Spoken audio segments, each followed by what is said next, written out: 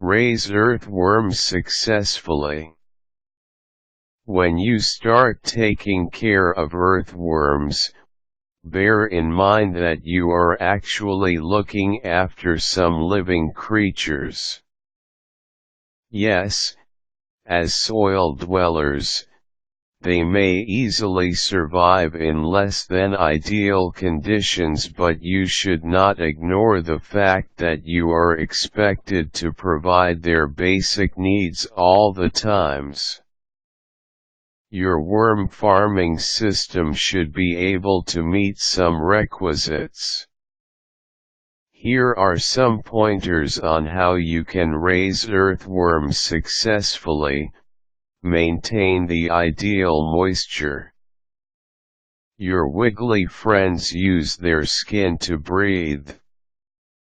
Literally, they can't afford to be away from moist. If that happens, they shrivel up quickly and die on the spot.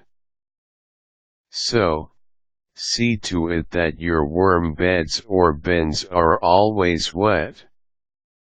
Note, however, keeping the moist in your worm farming system can be a bit tricky. If the available moisture is too much, your oxygen supply may be affected. Moisture interferes with oxygen since water has limited capacity to hold oxygen. Because of that, you have to learn some of the do-it-yourself measures in order to retain the ideal moisture content of your worm farming system. One of them is the wrung-out sponge technique.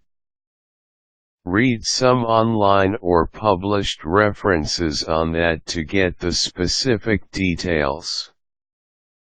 Check the appropriate temperature.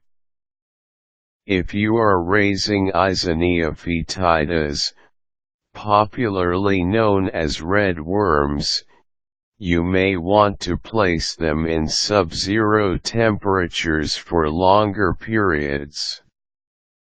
They are certainly going to thrive there. In fact, they love being covered in frozen materials. If you don't want to bother yourself with the temperature checking requirement, raise your red worms during winter and place them outdoors. On the other hand, the temperature range needed to breed red worms is specific. You should be keeping them between 15°C, 59°F, and 20°C, 68°F.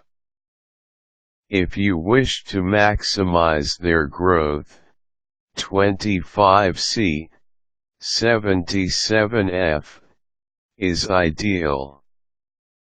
Of course, if you have a different worm species, like the Adrelus eugenii, the African night crawler, or the Perionyx excavates, the blue worm, leaving the in a temperature lower than 10°C, 50°F, can readily kill them. Give the right food. It is always practical to set up the worm bed or bin and the food source way before you place your worms into your worm farming system.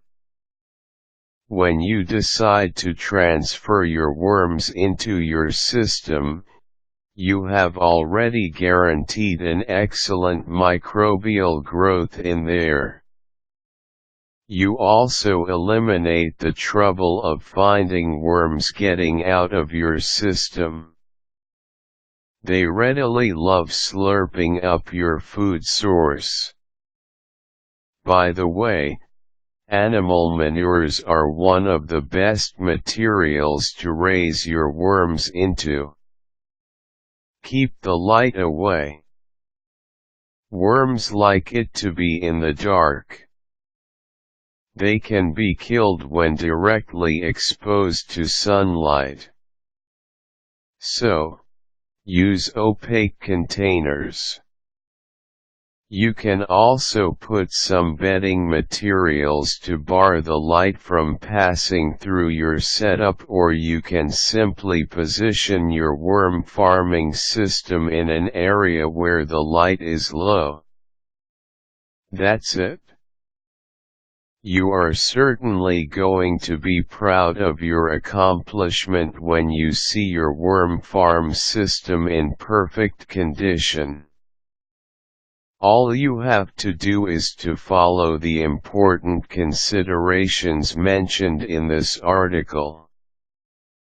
If you have mastered the secrets of the trade, then you can reward yourself by expanding the system that you have now.